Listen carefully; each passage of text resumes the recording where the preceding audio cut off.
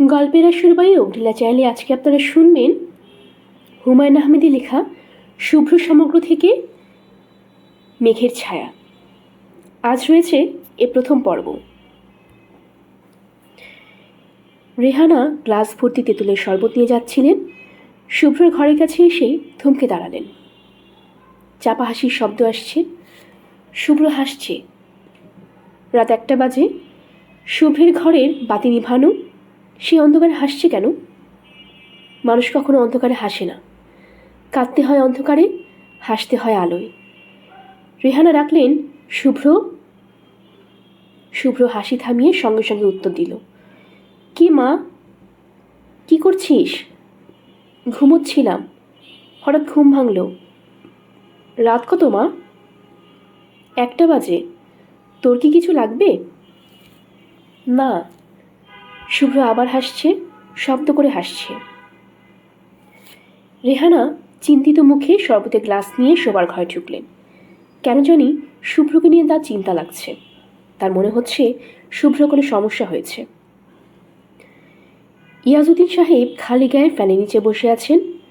কার্তিক মাস, ঠান্ডা ঠান্ডা লাগছে। শীত নেমে গেছে।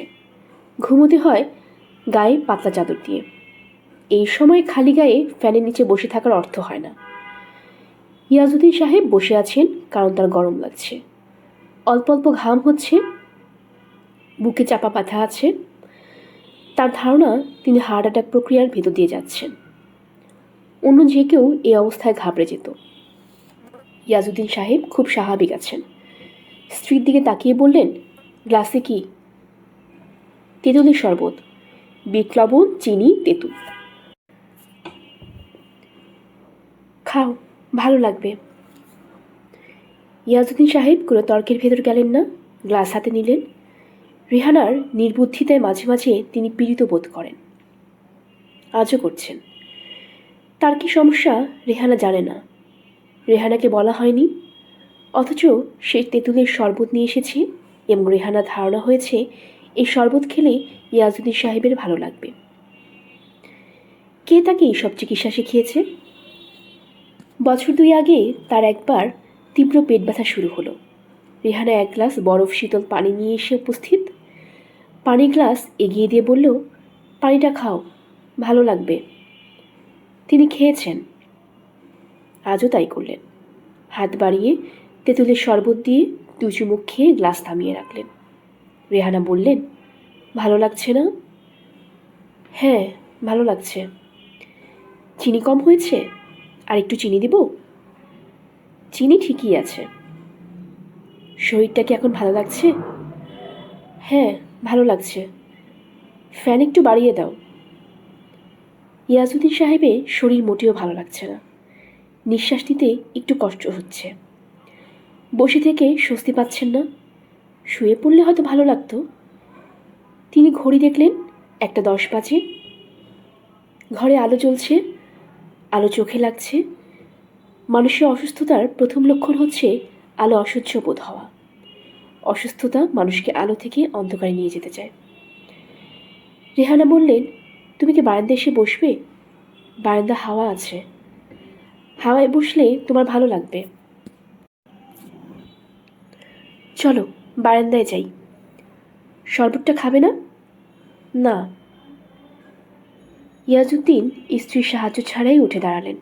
বারান্দায় গিয়ে বসলেন। পুরনো ধরনের এই বাড়ির পেছনে লম্বা টানা ঝুল বারান্দা।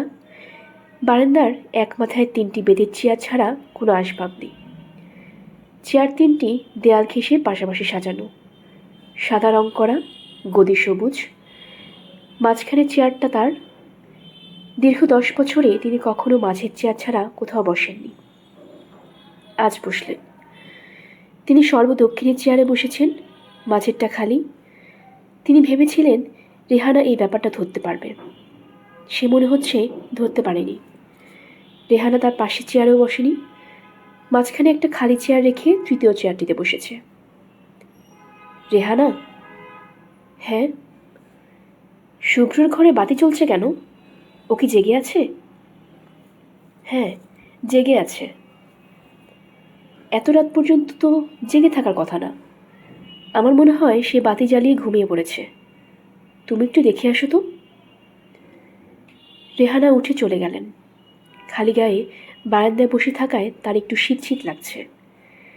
বুকের চাপ ব্যথা একটু কমেছে বলে মনে হচ্ছে। পানিতে গুলে একটা অ্যাসপিরিনের 1/4 এবং ঘুমের জন্য 2টা 5 মিলিগ্রামের ফ্রিজিয়াম খেয়ে শুয়ে পড়লে হয়। যে কোনো শারীরিক অসুস্থতায় গাঢ় ঘুম সাহায্য করে। শরীর তার নিজস্ব পদ্ধতিতে তার বিকল অংশ ঘুমের মধ্যে ঠিক করে ফেলে, কিংবা ঠিক করে ফেলার চেষ্টা করে। তিনি রেহানার জন্য অপেক্ষা করছেন। রেহানা ফিরছেন না। ইয়াজউদ্দিন সাহেব নিশ্চিন্ত হলেন শুভ্র জেগে আছে। সে মার সঙ্গে গল্প করছে। তারা দুজন কি কথা বলছে ইয়াজউদ্দিন সাহেবের শোনার ইচ্ছা করল। সেই ইচ্ছা স্থায়ী হলো না। তার বয়স 54। এই পৃথিবীতে তিনি যে দীর্ঘজীবন কাটিয়েছেন তা বোধহয় বলা চলে। এই দীর্ঘজীবনে তিনি অন্যায় এবং অনুচিত ইচ্ছাকে প্রশ্রয় দেননি। মা এবং ছেলে গল্প আড়াল থেকে শোনার ইচ্ছা অবশ্যই অন্যায় ইচ্ছা। শুভ্র খাটে হেলান দিয়ে বসে আছে। তার কোলে সাদা রঙের বালিশ। শুভ্রের গায়ে ফুলহাতা শার্টটাও ধবধবে সাদা। শুভ্র কনুইয়ের ভর দিয়ে মার দিকে ঝুঁকে আছে। তার মাথা ভর্তি এলোমেলো চুল। চোখে চশমা নেই বললেই শুভ্র বড় বড় কালো চোখ দেখা যাচ্ছে। রেহানা মনে মনে নিঃশ্বাস ফেলে বললেন, আমার এই ছেলেটা এত সুন্দর হলো কেন? ছেলেদের এত সুন্দর হতে নেই। শারীরিক সৌন্দর্য ছেলেদের মানায় না। শুভ্র বলল, তাকিয়ে আছো কেন মা? রেহানা বললেন, মানুষ তো একে অন্যদিকে তাকিয়ে থাকবে বোকা। কখনো কি দেখেছিস দুজন চোখ বন্ধ করে মুখোমুখি বসে আছে? শুভ্র হাসল। রেহানা চোখ ফিরিয়ে নিলেন। শুভ্র যখন হাসে তিনি চোখ ফিরিয়ে নেন। মা বাবার নজর খুব বেশি লাগে। তার ধারণা শুভ্রকে হাসতে দেখলেই তিনি এত মুগ্ধ হবেন যে নজর লেগে যাবে। শুয়ে পড় শুভ্র। ঘুম আসছে না মা। ঘুমের চেষ্টা করলে ঘুম আরও আসবে না। কাজেই আমি ঘণ্টাখানিক জেগে থাকব। একটা কঠিন বই পড়ে ক্লান্ত হয়ে ঘুমোতে যাব। এত রাতে বই পড়বি? চোখের উপর চাপ পড়বে তো। পড়ুক চাপ। যেভাবে চোখ খারাপ হচ্ছে আমার মনে হয় একসময় অন্ধ হয়ে যাব। অন্ধ হয়ে যাবার আগে যা পড়া পড়ে নিতে চাই মা। রেহানার বুক ধক করে উঠল। শুভ্রকে কঠিন ধমক দিতে গিয়েও দিলেন না। ধমক দিলে বা কঠিন কিছু বললে শুভ্র বিষণ্ণ চোখে তাকিয়ে থাকে। দেখতে খুব খারাপ লাগে। মা, কি? তুমি কি আমাকে হালকা করে 1 কাপ চা খাওয়াতে পারবে? এত রাতে চা খেলে তো বাকি রাত আর ঘুমোতে পারবি না। ঘুমোতে না পারলেই ভালো। বইটা শেষ করে ফেলতে পারবো। চায়ের সঙ্গে কিছু খাবি? হ্যাঁ, 1 স্লাইস রুটি গরম করে দাও। রুটির ওপর খুব হালকা করে মাখন দিতে পারো। চিনি দিও না। গোলমরিচে গুঁড়া ছড়িয়ে দিও। ইয়াজউদ্দিন বারান্দায় বসে আছেন। অ্যাসপিরিন খাননি, তবে 2টা ফ্রিজিয়াম খেয়েছেন। নিজের শোবার ঘরে ঢুকে ট্যাবলেট বের করেছেন। হাতের কাছে পানি ছিল না। তেঁতুলের শরবত দিয়ে ট্যাবলেট গিলতে হয়েছে। ঘুমের ওষুধ খাবার আধা ঘন্টা পর বিছানায় যেতে হয়। তিনি আধ ঘন্টা পার করার জন্যে অপেক্ষা করছেন। তার ঘুম এসে গেছে। চোখের পাতা ভারী হয়ে এসেছে। কয়েকবার হাই উঠেছে।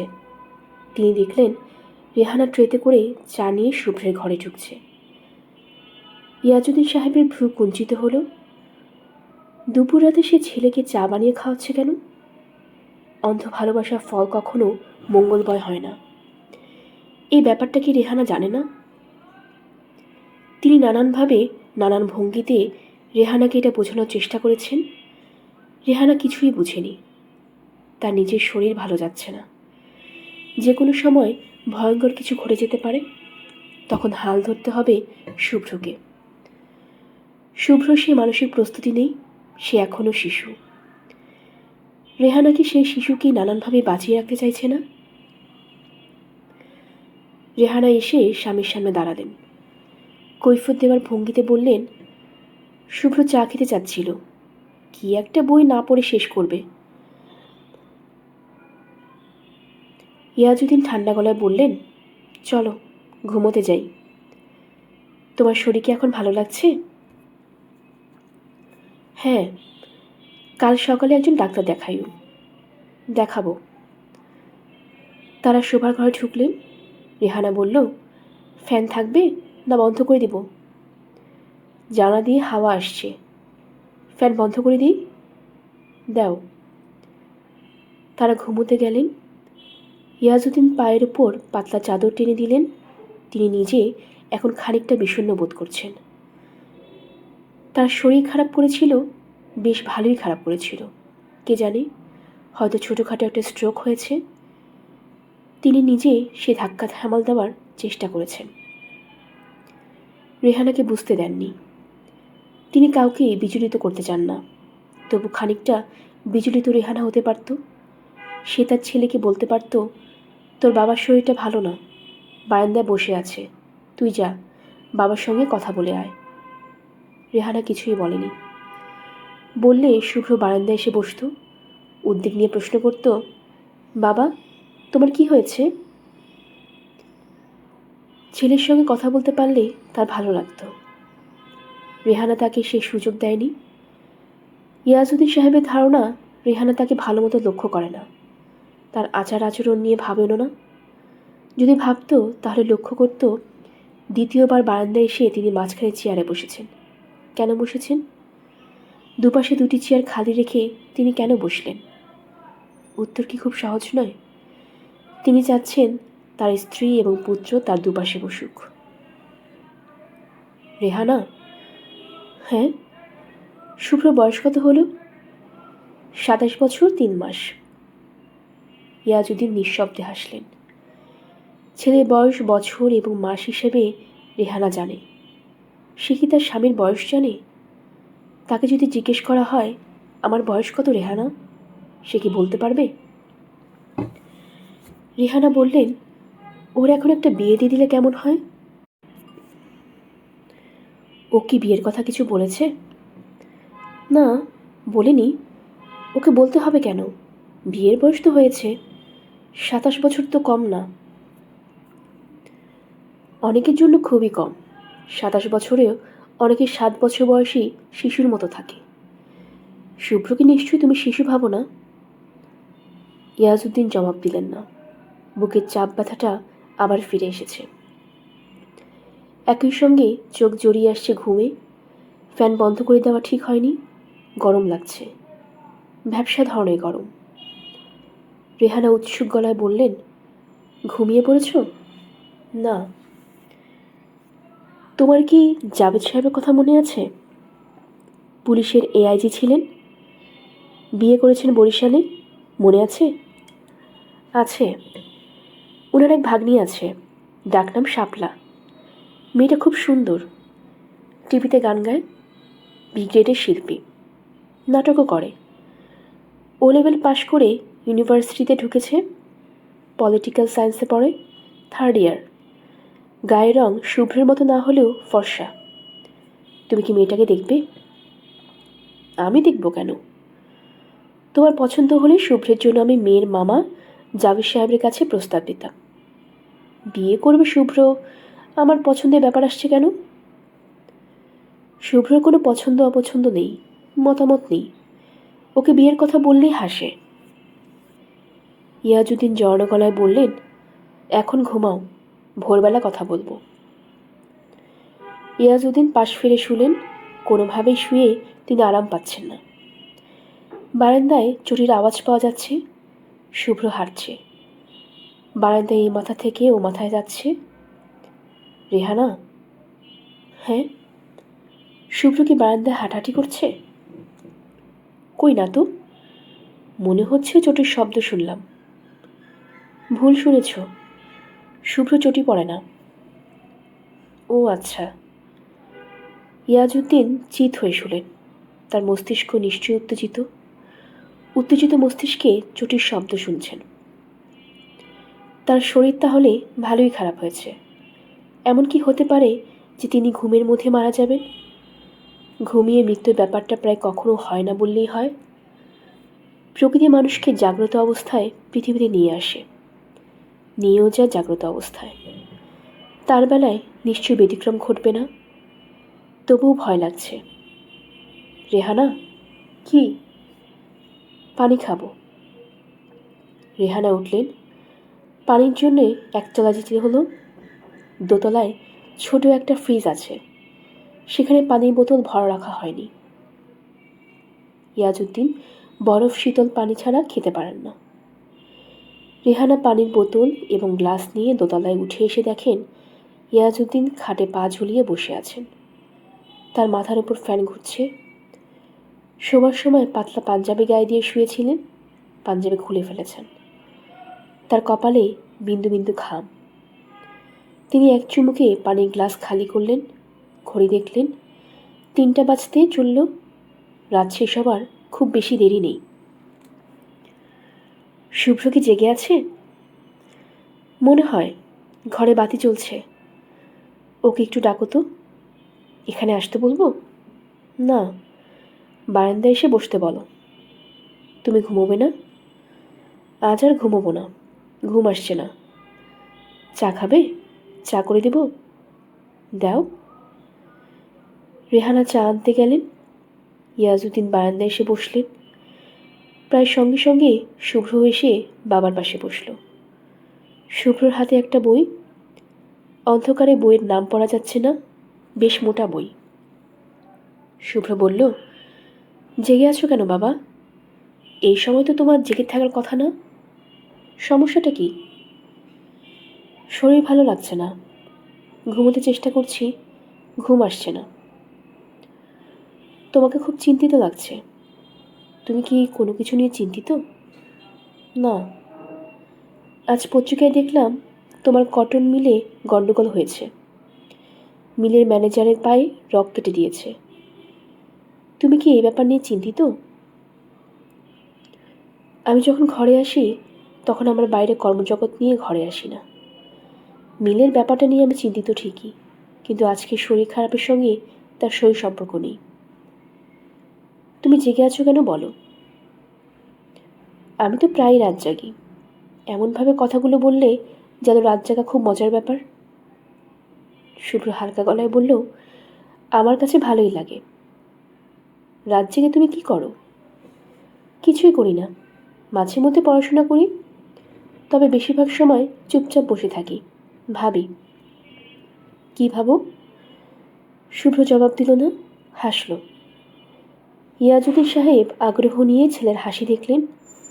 শুভ্রর হাসি সুন্দর, দেখতে ভালো লাগে। সব শিশুর হাসি সুন্দর। বয়সের সঙ্গে সঙ্গে হাসির সৌন্দর্য নষ্ট হতে থাকে। শুভ্রর হয়নি। রেহানা চা নিয়ে এসেছে। চা আনতে তার দেরি হবার কারণ বোঝা যাচ্ছে। শুধু চা আসেনি, আয়োজন দেখে মনে হচ্ছে সকালে ব্রেকফাস্ট চলে এসেছে। শুভ্র উঠে দাঁড়াতে দাঁড়াতে বলল, আমি একটু আগে চা খেয়েছি, আমি কিছু খাবো না, তোমরা খাও। ইয়াজউদ্দিন বললেন, তুমি বসো শুভ্র, তোমার সঙ্গে আমার কিছু কথা আছে। শুভ্র বসল। রেহানা বললেন, আমি কি বসবো না চলে যাব? বসো, তুমিও বসো। ইয়াজউদ্দিন চায়ের কাপ হাতে নিতে নিতে বললেন, কি বই পড়ছ? শুভ্র বলল, the end of civilization. Interesting বই? না বাবা, কঠিন বই, নানান থিওরি, পড়তে ভালো লাগে না। পড়তে ভালো লাগে না তাহলে পড়ছো কেন? যা আমার ভালো লাগে না তাও করে দেখতে ইচ্ছে করে। ইয়াজউদ্দিন সাহেব কথা খুঁজে পাচ্ছেন না। আবহাওয়াটা চট করে অন্যরকম হয়ে গিয়েছে। এখন মনে হচ্ছে তিনি কোনো একটা মিটিংয়ে বসেছেন। কোম্পানির জরুরি বিষয় নিয়ে আলাপ শুরু করবেন শুভ্রর সঙ্গে। রেহানা তার পিএ, সে নোট নিচ্ছে। এক্ষুনি পিপ করে ইন্টারকম বেজে উঠবে। রেহানা বলবে, স্যার, আপনার জরুরি কল, আপনি কথা বলবেন? লাইন দেব? বাস্তবে তা হলো না। রেহানা খুশি খুশি গলায় বললেন, তুমি শুভ্রকে জিজ্ঞেস করো তো ও বিয়ে করতে চায় কি না। শুভ্র হাসি মুখে মার দিকে তাকিয়ে আছে, যেন মার ছেলে মানুষিতে মজা পাচ্ছে। ইয়াজুদ্দিন সাহেব বললেন, তোমার মা তোমার বিয়ে নিয়ে খুব এক্সাইটেড বোধ করছে। তুমি কি বিয়ে করতে চাও?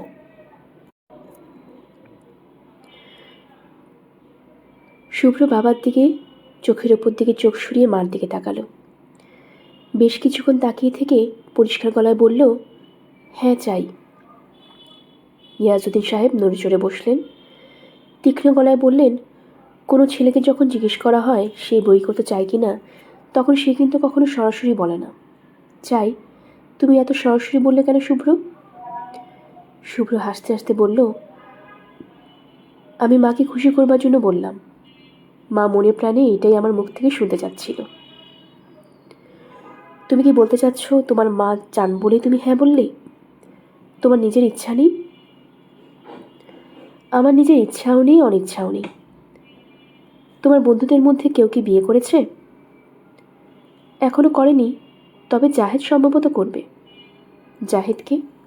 আমার বন্ধু, আমার খুব ঘনিষ্ঠ বন্ধু। আমি দেখেছি তাকে? না, আমার বন্ধুরা কখনো আমার কাছে আসে না, আমিই তাদের কাছে যাই। ও কি করে? এখনো কিছু করে না, প্রাইভেট টিউশনে করে। তোমার কি মনে হয় না জাহিদ খুব দায়িত্বজ্ঞানহীনের মতো কাজ করছে? ওর উপায় নেই বাবা। ইয়াজউদ্দিন সাহেব একবার ভাবলেন, জিজ্ঞেস করেন, উপায় নেই কেন? শেষে নিজেকে সামলে নিলেন। বাড়তি কৌতূহল দেখানোর প্রয়োজন তিনি বোধ করছেন না, কিন্তু তিনি প্রয়োজন বোধ না করলেও শুভ্র করছে। সে খুব আগ্রহ নিয়ে বলল, জাহেদ আসলে দারুণ সমস্যায় পড়েছে। ও যাকে বিয়ে করবে তার নাম কেয়া, বড় বোনের বাসায় থাকে। বড় বোন এবং দুলাভাই দুজনেই বেচারিকে নানাভাবে যন্ত্রণা দিচ্ছে। দুবার প্রায় বাড়ি থেকে বের করে দিয়েছিল। একবার কেয়া রাত 8টার সময় বাড়ি ফিরেছে, তারা দরজা খোলে না, দরজা বন্ধ। বেচারি রাত 11টা পর্যন্ত বাইরে দাঁড়িয়েছিল। সে কাঁদছিল অনেক। ইয়াজউদ্দিন সাহেব বললেন, কেয়ার সঙ্গেও কি তোমার পরিচয় আছে? হ্যাঁ, পরিচয় আছে। খুব ভালো মেয়ে, গম্ভীর হয়ে থাকে, কিন্তু মাঝে মাঝে এমন হাসির কথা বলে। প্রাইভেট টিউশনি সম্বল করে একটা ছেলে বিয়ে করতে ফেলতে যাচ্ছে, তোমার কাছে কি হাস্যকর মনে হচ্ছে না? জহিরের কোনো উপায় নেই বাবা, ওকে প্রাইভেট টিউশনি করে খেতে হবে। প্রাইভেট টিউশনি করে খেতে হবে কেন? ও বিয়ে পরীক্ষায় 3rd ডিভিশন পেয়েছে। ও পরিচিত বড় আত্মীয় স্বজনও নেই। ওর ধারণা ও কখনো কোনো চাকরি পাবে না। ইয়াজউদ্দিন সাহেব গোপনে একটা দীর্ঘ নিঃশ্বাস ফেললেন। তার ছেলে কাদের সঙ্গে মিশছে? এরাই কি তার বন্ধু বান্ধব? রেহান একটু ঝুঁকে এসে আগ্রহ নিয়ে বললেন, শুভ্র, তুই কি জাহিদ সাহেবের ভাগ্নের কথা বলে দেখবি? মেয়েটার নাম শাপলা, টিভিতে নাটক করে, খুব সুন্দর। শুভ্র হাসতে হাসতে বলল, তোমার মাথায় শুধু একটা জিনিসই ঘুরছে। শোনো মা, তুমি যদি চাও নিশ্চয়ই আলাপ করে দেখব। ওকে সঙ্গে করে কোনো একটা রেস্টুরেন্টে খেয়ে এলি, গল্প টল্প করলি, ওর সঙ্গে কিছুক্ষণ কথা বললেই ওকে তোর পছন্দ হবে। কথা বলবি? কেন বলবো না মা? ইয়াজউদ্দিন সাহেবের রেহানা কথাবার্তা পছন্দ হচ্ছে না। তিনি কিছু সিরিয়াস কথা বলতে চাচ্ছিলেন। রেহানা উপস্থিতিতে তা সম্ভব হবে না। তিনি বললেন, ঘুম পাচ্ছে, চলো ঘুমোতে যাওয়া যাক। তিনি উঠে দাঁড়ালেন। রেহানা উঠলেন না, ছেলের পাশে বসে রইলেন। আগ্রহ ও উত্তেজনায় তার চোখ চকচক করছে। শুভ্রদের বাড়ির নাম কান্তাভিলা। গেটের কাছে পেতুলের নাম ফলক। রোজ একবার ব্রাসো ঘষে এই নাম ছকছকে করা হয়। গুলশান এলাকার আধুনিক বাড়িগুলির সঙ্গে এর মিল নেই। পুরনো ধরনের বাড়ি, জেলখানা জেলখানা ভাব আছে। উঁচু দেয়াল, দেয়ালের উপরে কাঁটাতারের বেড়া। বাড়ির গেটটাও নিরেট লোহার। বাইরে থেকে গেটের ভেতর দিয়ে কিছু দেখার উপায় নেই। গেটের কাছে কলিং বেল আছে। অনেকক্ষণ বেল বাজালে তবেই দারোয়ান দরজা খুলে বিরক্ত মুখে জিজ্ঞেস করে, কে? কারণ এ বাড়িতে যারা আসে তারা গেটের কলিং বেল বাজায় না, গাড়ির হর্ন বাজায়। এই বাড়িতে যেসব গাড়ি আসে তার প্রতিটি হর্নে দারোয়ান চিনে। হর্ন শুনে বুঝতে পারে কে এসেছে। গাড়ির হর্ন শুনলে সে ছুটে গিয়ে দরজা খুলে। গেটের কলিং বেল বাজায় খবরের কাগজে হকার, ধোপা, ইলেকট্রিক মিস্ত্রি, মাঝে মাঝে অসীম সাহসী কিছু ভিখিরি। এদের বেল শুনে ছুটে গিয়ে গেট খোলা কোনো প্রয়োজন নেই, ধীরে সুস্থে গেলেই হয়। অনেকক্ষণ ধরেই বেল বাজছে, দারোয়ান গোমেজ গেট খুলছে না। সে মোড়ায় বসে খবরের কাগজ পড়ছে। বেল বাজছে, বাজুক। ভিখিরি হলে বেল বাজিয়ে ক্লান্ত হয়ে চলে যাবে, ভিখিরি না হলে ক্লান্ত হবে না, বাজাতেই থাকবে। একসময় গেট খুললেই হলো, তারা কিছু নেই। গোমেজ হাত থেকে খবরের কাগজ নামিয়ে রাখলো, বিরক্তি মুখে উঠে গিয়ে দরজা খুলল। গেটের বাইরে জাহেদ দাঁড়িয়েছে। গোমেজ জাহেদকে চেনে, শুভ্রর বন্ধু। এর আগেও কয়েকবার এসেছে, তবে কখনো গেটের ভেতরে ঢুকেনি। জাহেদ বলল, শুভ্র আছে? গোমেজ হায় তুলতে তুলতে বলল, না। এটা পরিষ্কার মিথ্যা কথা, শুভ্র ঘরেই আছে। গোমেজ কেন না বলল সে নিজেও জানে না। তাকে কেউ মিথ্যা বলতে বলেনি। জাহেদ বলল, ওর সঙ্গে খুব দরকার ছিল। ও কোথায় গেছে জানেন? না। কখন বাসায় ফিরবে সেটা বলতে পারবেন? ওহো। জাহেদের মন খারাপ হয়ে গেল। আজ বাসে স্ট্রাইক। সে কলাবাগান থেকে গুলশান পর্যন্ত এসেছে অনেক যন্ত্রণা করে, কিছু হেঁটে, কিছু শেয়ারের রিক্সায়, কিছুটা টেম্পুতে। সুযোগ বুঝে টেম্পুর ভাড়া করে দিয়েছে 2 গুণ। তার পকেটে এখনও 7 টাকা আছে। এই 7 টাকায় কলাবাগান ফিরে যাওয়ার সমস্যা। তাছাড়া প্রচণ্ড চায়ের পিপাসা পেয়েছে, 1 কাপ চা এবং একটা বিস্কিট না খেলেই নয়। পেটের আলসার খুব খারাপ পর্যায়ে আছে। ডাক্তার খালি পেটে চা নিষিদ্ধ করে দিয়েছে। চা বিস্কিট খেতে গেলে 3 টাকা চলে যাবে, থাকবে মাত্র 4। জাহেদ দারোয়ানকে বলল, ঘন্টা 2 পরে সে খোঁজ নেই, কি বলেন? নিতে পারেন। দারোয়ান গেট বন্ধ করে ভেতর থেকে তালাবদ্ধ করে দিল। এবারে গেট সবসময় ভেতর থেকে তালাবদ্ধ থাকে। জাহেদ 1 কাপ চা, 2টা টোস্ট বিস্কিট কিনল। লোভে পড়ে একটা কলাও খেয়ে ফেলল। আজ সকালে নাস্তা খেতে পারেনি, দারুণ খিদে লেগেছে। অপরিচিত চায়ের দোকানে বসে সময় কাটানোর সমস্যা। কিছুক্ষণ বসে থাকলে দোকানের মালিক সন্দেহজনক চোখে তাকাতে শুরু করে। সময় খারাপ, সব কিছুই দেখতে হয় সন্দেহের চোখে। তার চেয়েও বড় সমস্যা, জাহেদের কাছে ঘড়ি নেই। 2 ঘন্টার কতক্ষণ কাটলো বোঝা যাচ্ছে না। কিছুক্ষণ পরপর একে ওকে কটা বাজে জিজ্ঞেস করতে হচ্ছে। একটা সময় ছিল কটা বাজে জিজ্ঞেস করলে লোকজন খুশি হতো, আগ্রহ করে সময় বলতো। এখন রেগে যায়, এমনভাবে তাকায় যেন সময় জানতে চাওয়ার পেছনে কোনো মতলব আছে। জাহেদ 1.5 ঘন্টায় মাথায় আবার বেল টিপল। দারোয়ান নির্বিকার ভঙ্গিতে বলল, আসেন নাই? কিছু বলার থাকলে আমারে বলেন, খবর দিয়ে দিব। জাহেদ বলল, ভায়া মিডিয়া বললে হবে না, সরাসরি বলতে হবে। বরং একটা চিঠি লিখে যাই। লেখেন। কাগজ কলম দিতে পারবেন? না। জাহেদকে আবার সেই চায়ের দোকানে ফিরে যেতে হলো। দোকানের মালিকের কাছ থেকে কাগজ কলম নিয়ে সে লিখল, শুভ্র, আমার বিয়ে ঠিক হয়ে গেছে বুধবারে। তুই কি বরযাত্রীতে যাবার জন্য আমাকে একটা গাড়ি দিতে পারবি? দারোয়ানের কাছে চিঠি জমা দিয়ে সেই কলাবাগান রওনা হলো হাঁটতে হাঁটতে। হাঁটতে খারাপ লাগছে না, কিন্তু খিদেটা জানান দিচ্ছে পেটে অল্প অল্প ব্যথাও শুরু হয়েছে। ব্যথাটাকে আমল দেওয়া ঠিক হবে না। তাছাড়া তুচ্ছ শারীরিক সমস্যা নিয়ে চিন্তার সময় নেই, মাথার সামনে ভয়াবহ সমস্যা। প্রথম এবং প্রধান সমস্যা হলো কিয়াকে কোথা থেকে তুলে আনবে। সে নিজে থাকে ছোট মামার বাসায়, ভেতরে বারান্দায় ক্যাম্প খাট পেতে ঘুমায়। বৃষ্টির সময় অবধারিতভাবে ক্যাম্প খাটে খানিকটা বৃষ্টির পানিতে ভেজে। বউকে নিয়ে ক্যাম্প খাটে ঘুমানো সম্ভব নয়। ছোট মামার বাড়িতে 2টা কামরা, একটায় ছোট মামা মামি থাকেন, অন্যটায় মামার 3 মেয়ে থাকে। বসার ঘর বলে কিছু নেই। থাকলে কোনো সমস্যা ছিল না, কয়েকটা দিন সোফায় পার করে দেওয়া যেত। কেয়া ঘুমাতো সোফায়, সে মেঝেতে কম্বল বিছিয়ে। জাহেদ তার মামা মিজান সাহেবকে বিয়ের খবর দিয়েছে পরশু। রাতের ভাত খাবার পর জাহিদ ভয়ে ভয়ে ছিল, খবর শুনেই মামা না জানি কী করেন। তেমন কিছুই করেননি। তিনি দীর্ঘ সময় জাহিদের দিকে তাকিয়ে বলেছেন, ও। তিনি হতভম্ব হয়ে গেছেন বলাই বাহুল্য। এই অবস্থায় জাহিদ বিয়ে করতে যাচ্ছে কেন? বউকে খাওয়াবে কি? বউ থাকবে কোথায়? কিছুই জানতে চাননি।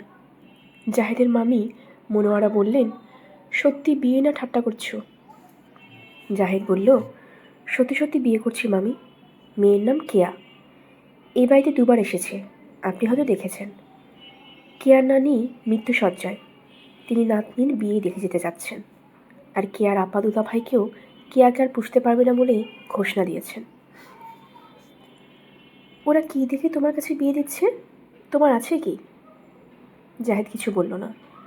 মনোয়ারা বললেন, বউ নিয়ে কোথায় উঠবে? জাহিদ বলল, এখনো কিছু ঠিক করিনি। তোমার কি কোথাও ওঠার জায়গা আছে? জি না। বিয়ের খরচাপাতি টাকা পয়সা আছে? জাহিদ মাথা চুলকে বলল, জি না। মিজান সাহেব ঠিক আগের ভঙ্গিতে বললেন, ও। জাহিদের এই মুহূর্তে কিছুই নেই। পোস্ট অফিসে পাসবই খুলেছিল, টিউশনির টাকার কিছু কিছু সেখানে রাখত। পাসবইয়ে 733 টাকা আছে। মার গলার একটা হার আছে 1.5 ভরির।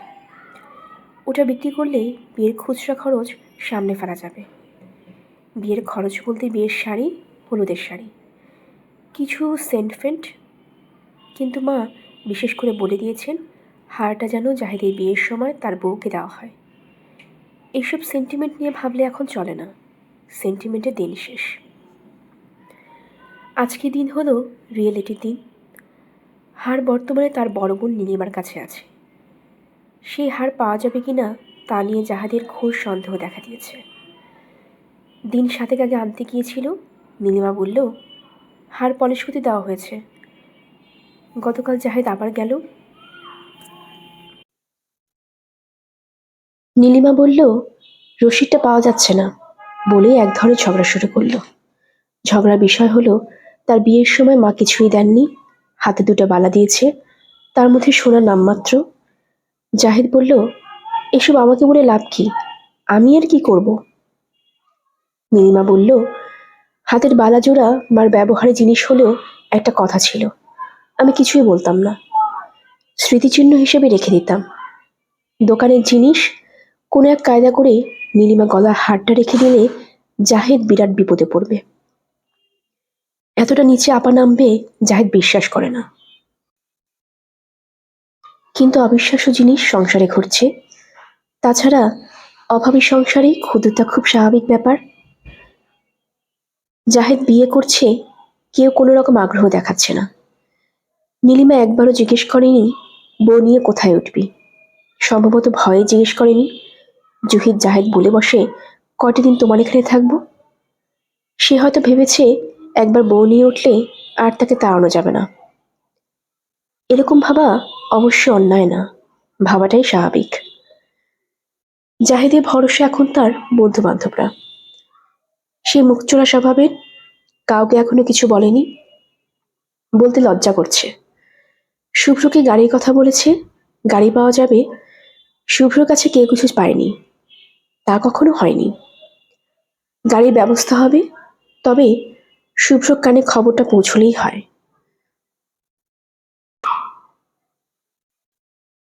টেলিফোনে শুভ্রকে কখনো পাওয়া যায় না, সে টেলিফোন ধরে না। যে ধরে সে অবধারিতভাবে বলে, শুভ্র বাসায় নেই, কিংবা সে এখন ঘুমোচ্ছে। জাহিদ ঠিক করলো আজ রাত 9টা-10টার দিকে একবার টেলিফোনে চেষ্টা করবে, পাওয়া যাবে না। তবু একবার চেষ্টা করে দেখা, পাওয়া যেতেও পারে। নীলিমাদের বাসার কাছে বড় একটা মিষ্টির দোকান। দোকান নতুন চালু হয়েছে বলেই সেখান থেকে টেলিফোন করতে দেয়।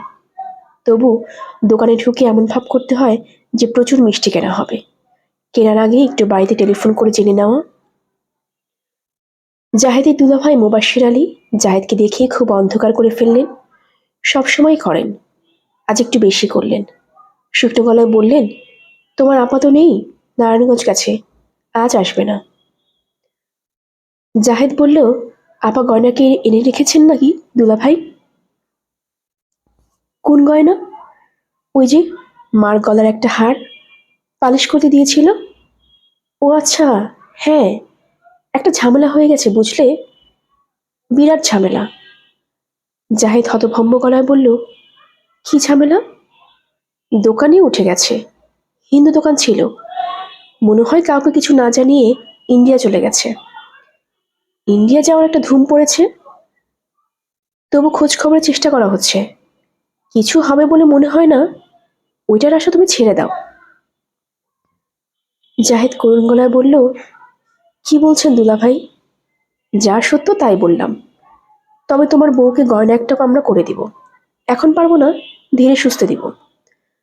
তোমার আপা পরশুদিন আসবে, তখন এসে খোঁজ নিও, সে বিস্তারিত বলবে। বিস্তারিত কি বলবে? কোন দোকানে জমা দিয়েছিল, কি হয়েছে শেষ পর্যন্ত, এইসব আর কি। জানা না জানা অবশ্যই সমান। জাহেদ উঠে দাঁড়ালো। মোবাশ্বের আলী বললেন, চলে যাচ্ছ? জি। আচ্ছা যাও, চা খেতে চাইলে খেতে পারো, কাজের মেয়েটাকে বললে চা বানিয়ে দেবে। না, চা খাবো না। জাহিদ ঘর থেকে বের হয়ে এলো। ভেবে পেল না একবার কেয়ার কাছে যাবে কিনা। এত সকাল সকাল শুভ্রকে টেলিফোন করা ঠিক হবে না। রাত 9টার পর করতে হবে। 9টা পর্যন্ত কি করবে? বরং কেয়ার সঙ্গে দেখা করে আসা যাক। কেয়াদের পাশে যেতে লজ্জা করে, অস্বস্তিও লাগে। কেয়ার বড় বোন তাকে সহ্যই করতে পারে না। অবশ্য এই মহিলা হয়তো কোনো কিছুই সহ্য করতে পারে না। আজ পর্যন্ত জাহেদ তাকে মিষ্টি করে কথা বলতে শুনিনি। জাহেদের ইচ্ছা সবসময় এবং সুযোগ হলে ভদ্রমহিলাকে বলবে, বকুলাপা, ফুলের নামে আপনার নাম, কিন্তু সবার সঙ্গে এমন কঠিন আচরণ করেন কেন? সেই সুযোগ হয়তো কখনোই হবে না। জাহেদ কেয়াদের 5তলা ফ্ল্যাটে উপস্থিত হলো রাত 9টায়। অন্ধকার সিঁড়ি বেয়ে 5তলায় উঠতে হয়। 5তলা পর্যন্ত ঘন অন্ধকার। এই অন্ধকারে সিঁড়ি ভাঙা খুবই ক্লান্তকর ব্যাপার। সবসময় মনে হয় এই বুঝি সিঁড়ি শেষ হলো, কিন্তু শেষ হয় না। একসময় মনে হয় সিঁড়ির ধাপগুলির উচ্চতার হেরফের ঘটছে। এক ধরনের টেনশন। সিঁড়িতে ঠিকমতো পা পড়ছে তো? বেল টিপতেই জলিল সাহেব দরজা খুলে দিয়ে হাসি মুখে বললেন, আরে আসুন আসুন, মনে মনে আমি আপনার জন্য অপেক্ষা করছিলাম। কেয়া ঘরেই আছে, বাচ্চাদের পড়াচ্ছে। বসুন, ডেকে দিচ্ছি। জলিল সাহেবের পরনে লুঙ্গি এবং গেঞ্জি। তিনি সেইভাবে ভেতরে ঢুকে গেলেন। তিনি এই পরিবারে কেউ না। এদের একটি কামরা সাবলেট নিয়েছেন। মাসে 700 টাকা করে দেন। 700 টাকা কেয়া দেয়, সংসারে খুব কাজে লাগে। জলিল সাহেবকে পরিবারে একজন বলেই মনে হয়। ব্যাপারটা জাহেদের ভালো লাগে না। একজন বাইরের লোক কেন এমনভাবে ঘুরঘুর করবে? কেন সে কেয়াকে বলবে, কেয়া, দেখ তো আমার লুঙ্গি শুকিয়েছে কিনা, শুকালে উল্টে দাও। কেয়ার মুখ শুকনো। তাকে দেখে মনে হচ্ছে সে কোনো কিছু নিয়ে খুব চিন্তিত। সে ঘরে ঢুকেই বলল, কিছু বলবে? জাহেদ বলল, না। তোমার কি শরীর খারাপ? কেয়া বলল, শরীর ঠিকই আছে, এসো আমার সঙ্গে, ছাদে যাই, ছাদে গিয়ে কথা বলি। কেয়া দরজার দিকে যাচ্ছে, পেছনে পেছনে যাচ্ছে জাহেদ। সে কিছুতেই বুঝতে পারছে না কেয়ার মন এত খারাপ কেন। উঁচু দালানের ছাদ ভালো লাগে না। সবসময় এক ধরনের অস্বস্তি লেগে থাকে। মনে হয় পৃথিবী থেকে অনেক দূরে ছাদে উঠবার মুখের চেয়ে সিঁড়িটা ভাঙা।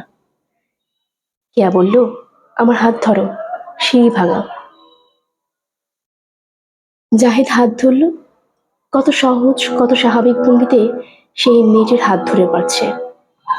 এই আনন্দে কি কোনো তুলনা হয় না?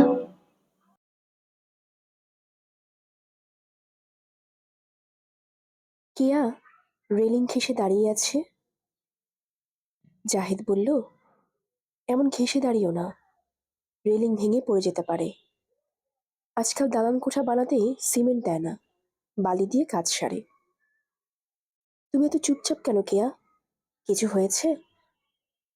না, কি হবে? বিয়ের জোগাড় যন্ত্র কি সব হয়েছে? কিছুটা। বরযাত্রীর জন্য মাইক্রোবাস ব্যবস্থা করেছি। কি এক বিয়ে, তার আবার বরযাত্রী! জাহেদ বলল, যত তুচ্ছ বিয়ে হোক, বিয়ে তো। কেয়া বলল, টাকা পয়সা আছে তোমার কাছে? আছে কিছু। সেই কিছুটা কত? জাহেদ চুপ করে রইল। কেয়া ক্লান্ত গলায় বলল, বিয়ের শাড়ি তো আমাকে একটা কিনতে হবে। মোটামুটি ভালো একটা শাড়ি কেনা দরকার। আমার মেয়েরা বড় হয়ে মায়ের বিয়ের শাড়ি নিশ্চয়ই দেখতে চাইবে। ভালো শাড়িই কিনবো। কেয়া বলল, আমার নানি আমাকে কিছু টাকা দিয়েছেন, সামান্যই। 4,000 টাকা। টাকাটা তুমি নিয়ে যাও। টাকা লাগবে না। লাগবে।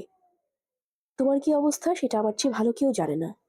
ভালো কথা, বিয়ের পর আমি উঠবো কোথায়? এখনো ঠিক করিনি। একটা কিছু ঠিক করো। তুমি আমাকে যেখানে নিয়ে যাবে, আমি সেখানেই যাব। শুধু বিয়ের পরেও এখানে ফেলে রেখো না। তা করবো না। তুমি তো তোমার ছোট মামার সঙ্গেই থাকো। হ্যাঁ। বারান্দা ক্যাম্প খাট পেতে ঘুমাও? হ্যাঁ। বৃষ্টি হলে ভিজে যাও? হুম। আমাকেও কি সেই ক্যাম্প খাটে থাকতে হবে? জাহেদ চুপ করে রইল। কেয়া বলল, ক্যাম্প খাটে থাকতে আমার কোনো আপত্তি নেই। এইসব নিয়ে তুমি মন খারাপ করবে না। কষ্ট করে তোমার যেমন অভ্যাস আছে, আমারও আছে। শুধু যদি শুধু যদি কি? কেয়া ক্ষীণ স্বরে বলল, শুধু যদি কয়েকটা দিন নিরিবিলি তোমার সঙ্গে থাকতে পারতাম। কেয়া ছোট্ট করে নিঃশ্বাস ফেলে বলল, তুমি দাঁড়াও এখানে, আমি টাকাটা নিয়ে আসি। তোমাকে তো কাঁদতে লাগছে কেন? খুব হাঁটাহাঁটি করেছো? না। টাকার জন্য নানান ধরনের লোকজনের কাছে হাত পেতে বেড়াচ্ছ, তাই না? না তো। কারো কাছে টাকার জন্য হাত বাঁধবে না, মনে থাকে যেন। তুমি দাঁড়াও। 5 মিনিটের ভেতরে কেয়া চলে এলো। তার হাতে ছোট্ট একটা ট্রে, পিরিচে ঢাকা 1 কাপ চা, সঙ্গে 2টা টোস্ট বিস্কিট। ঘরে কিছু নেই, বিস্কিট দিয়ে চা খাও। জাহেদ চা খাচ্ছে, কেয়া তাকিয়ে আছে। কেন জানি তার বড় মায়া লাগছে। তার ইচ্ছে করছে জাহেদকে জড়িয়ে ধরে বসে থাকতে। বেশিরভাগ মেয়েরই কি এরকম হয়? না তার বেলাতেই হচ্ছে? এই খামে টাকা আছে, সাবধানে রাখো। আর শোনো, তুমি একটা কাজ করবে। নিজের জন্যে একটা শার্ট এবং প্যান্ট কিনবে। নীল রঙের হাফ হাওয়াই শার্ট আর ধবধবে সাদা রঙের প্যান্ট। মনে থাকবে? নীল শার্ট সাদা প্যান্ট কেন? একবার একটা ছেলেকে নীল শার্ট আর সাদা প্যান্ট পরে যেতে দেখেছিলাম। খুব সুন্দর লাগছিল, এখনো চোখে ভাসে। ছেলেটাকে সুন্দর লাগছিল বলেই আমাকে সুন্দর লাগবে, এমন তো কোনো কথা নেই। তর্ক করবে না, যা করতে বলছি করবে। আচ্ছা, আমি উঠি এখন? না, বসো, আরো ক্ষণিকক্ষণ। কোনো কথা বলার দরকার নেই, চুপচাপ বসে থাকো। তারা দুজনেই চুপচাপ বসে রইল। কিয়ার বোনের ছোট মেয়েটি ছাদে এসে গম্ভীর গলায় বলল, ছোট খালা, মা তোমাকে ডাকে। কিয়া দীর্ঘ নিঃশ্বাস ফেলে নিচে চলে গেল। যাবার সময় জাহেদের কাছ থেকে বিদায় নিয়েও গেল না। কিয়াদের বাড়ি থেকে বের হয়ে জাহেদ শুভ্রের বাসায় টেলিফোন করল। রেহানা টেলিফোন ধরলেন এবং বললেন, শুভ্র তো শুয়ে পড়েছে। কি বলতে হবে তুমি আমাকে বলো, আমি বলে দেব। জাহেদ হড়বড় করে বলল, কিছু বলতে হবে না, আমি আপনাদের বাড়ির দারোয়ানের কাছে একটি চিঠি দিয়ে এসেছি। রেহানা বললেন, শুভ্র চিঠি পেয়েছে। জাহেদ বাসায় ফিরল রাত 11টার দিকে। খেতে গেল রান্নাঘরে। মনোয়ারা ভাত বেড়ে দিলেন। এত রাতে ভাত গরম থাকে না, আজ গরম আছে। গরম গরম ভাত, ডিম ভাজা, ডাল। গরম ভাতের রহস্য হলো ভাত রান্না হয়েছে। মনোয়ারার মা ঢাকায় এসেছেন চিকিৎসার জন্য। ভাতে টান পড়েছে, নতুন করে রাঁধতে হয়েছে। মনোয়ারা বললেন, খাওয়ার পর চট করে শুয়ে পড়বে না, তোমার মামা তোমার সঙ্গে কথা বলবেন। জাহিদ বলল, কি কথা মামি? কি কথা আমি কি করে বলবো? আমাকে তো কিছু বলে নাই। আপনি কিছুই জানেন না? না, আমি কিছুই জানি না। মিজান সাহেব কথা খুব কম বলেন। বেশিরভাগ কথাবার্তায় তিনি হ্যাঁ হুর মধ্যেই সীমাবদ্ধ রাখেন। সেই তুলনায় আজ অনেক কথা বললেন। তার কথার সারমর্ম হচ্ছে, জাহেদ যেন বউ নিয়ে এ বাসায় না ওঠে। তার সামর্থ্য ছিল না, তারপরও তিনি দীর্ঘদিন জাহেদকে পুষেছেন। দুজনকে পোষার তার সামর্থ্য নেই। বিয়ে করার মতো সাহস যখন জাহেদের আছে, তখন নিশ্চয়ই স্ত্রীকে প্রতিপালনের ক্ষমতাও তার আছে। জাহেদ যদি তার কথা না শুনে বউ নিয়ে এখানে উঠে, তাহলে ভয়াবহ কাণ্ড ঘটে যাবে। জাহেদ চুপ করে শুনে গেল, কিছু বলল না। মিজান সাহেব কিছু শোনার জন্য অপেক্ষাও করলেন না। এটা তার স্বভাব না। নিজের কথা শেষ করে একটা সিগারেট ধরালেন। নিঃশব্দে সিগারেট শেষ করে ঘুমোতে গেলেন। আজ সারাদিন জাহিদে খুব পরিশ্রম হয়েছে। বিছানায় শুয়ে পড়া মাত্র ঘুম এসে যাওয়ার কথা, কিন্তু ঘুম এলো না। সে সারা রাত জেগে কাটালো। শেষ রাতে তন্দ্রার মধ্যে কেয়াকে নিয়ে দুঃস্বপ্ন দেখল। জলিল সাহেব সেই দুঃস্বপ্নে কেয়াকে বউ বউ করে ডাকছেন। শুভ্র তার চশমা খুঁজে পাচ্ছে না। বিছানার পাশে রেখে সে বাথরুমে ঢুকেছিল চোখে পানি দিতে। বাথরুম থেকে বের হয়ে সে গেল বারান্দায়। বারান্দায় এই মাথা থেকে ও মাথা পর্যন্ত দুবার হাঁটল। ঠিক সন্ধ্যায় চশমা ছাড়া পৃথিবীকে দেখতে তার ভালো লাগে। সম্পূর্ণ অন্যরকম লাগে। চারদিক অন্ধকার। এই অন্ধকারে বাতি জ্বলে উঠছে। চশমা ছাড়া এই বাতিগুলোকে অনেক উজ্জ্বল এবং ছড়ানো মনে হয়।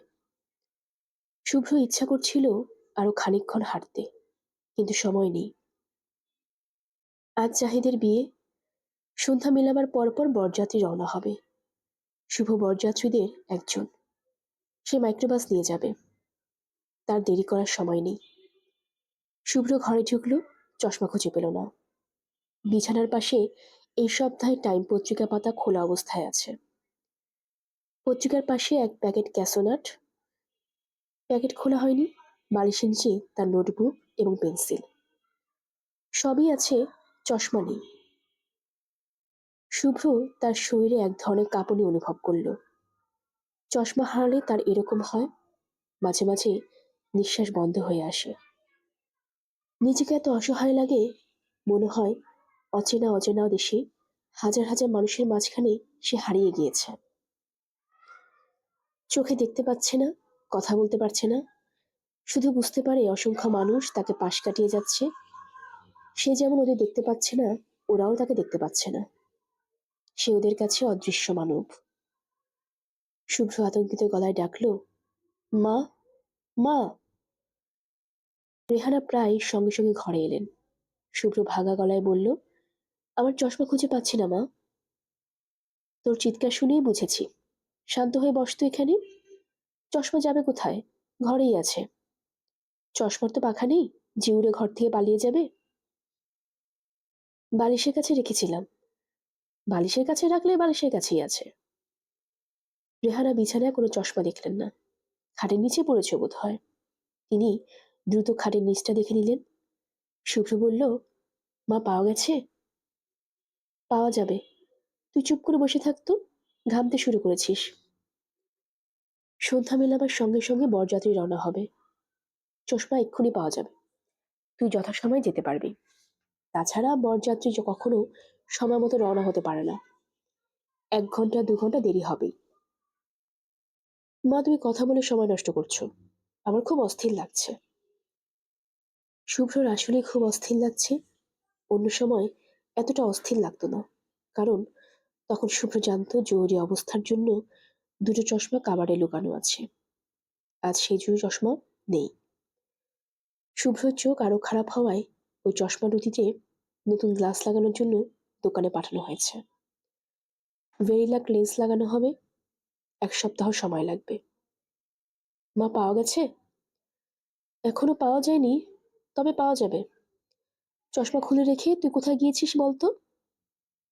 কোথাও যাইনি, বাথরুমে গিয়ে চোখে পানি দিয়েছি। তাহলে চশমা বাথরুমেই আছে। তুই হাতে করে নিয়ে বেসিনের উপর রেখে চোখে পানি দিয়েছিস, তারপর চশমার কথা ভুলে গিয়েছিস। রেহানা বাথরুমে ঢুকলেন, চশমা সেখানে নেই। তিনি বারান্দায় গেলেন। বারান্দায় ছোট একটা টেবিল আছে। শুভ্র মাঝে মাঝে ওই টেবিলে চশমা রেখে ভুলে যায়। আজও নিশ্চয়ই তাই হয়েছে। বারান্দার টেবিলে কিছু নেই। তিনি আবার শোবার ঘরে ঢুকলেন। চিন্তিত এবং ব্যথিত মুখে শুভ্র বসে আছে। তার ফর্সা কপালে বিন্দু বিন্দু ঘাম। শুভ্র বলল, কি হবে মা? কিচ্ছু হবে না, পাওয়া যাবে। তুই আমার সঙ্গে বারান্দায় এসে বসতো দেখি, আর আমরা দুজন চা খাই। আমি কাজের লোকদের বলছি, ওরা খুঁজে দেবে। আমার চা খেতে ইচ্ছে করছে না মা। তুই এত অল্পতে অস্থির হোস কেন বলতো? চশমা ছাড়া আমি অন্ধ। অন্ধ হওয়াটা কি খুব অল্প?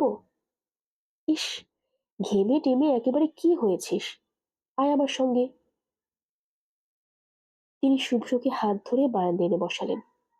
দোতলা থেকে একতলা নেমে বাবুর্চিকে বললেন, খুব ভালো করে 2 কাপ চা বানাতে। কাজের মেয়ে শাহেদা এবং কাজের ছেলে তোতা মিয়াকে দোতলায় এসে শুভ্রকে চশমা খুঁজে দিতে বললেন।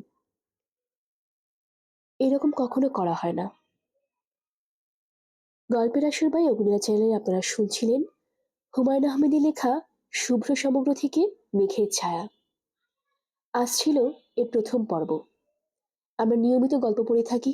আমাদের গল্প পাঠ আপনাদের কাছে ভালো লাগলে সাবস্ক্রাইব করে পাশে থাকবেন। বন্ধুদের সাথে শেয়ার করবেন, নতুনদের জানিয়ে দেবেন। ভালো থাকবেন। ধন্যবাদ।